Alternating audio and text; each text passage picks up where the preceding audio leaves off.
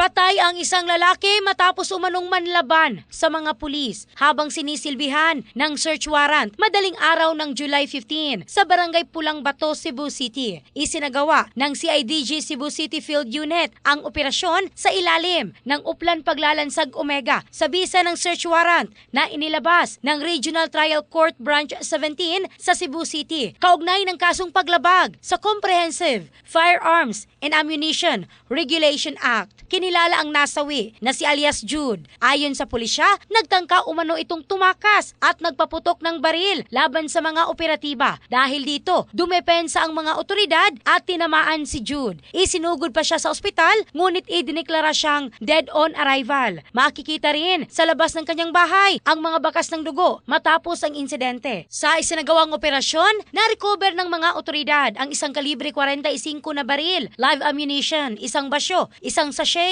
ng inihinalang shabu at iba pang drug paraphernalia. Ayon pa sa pulisya, isa rin umano si Jude sa mga respondents sa kasong kidnapping ng isang negosyante sa Cebu City noong Mayo nitong taon. In the heart of changing lives, ako si Michelle Craste ng Brigada News Philippines, the Music and News Authority.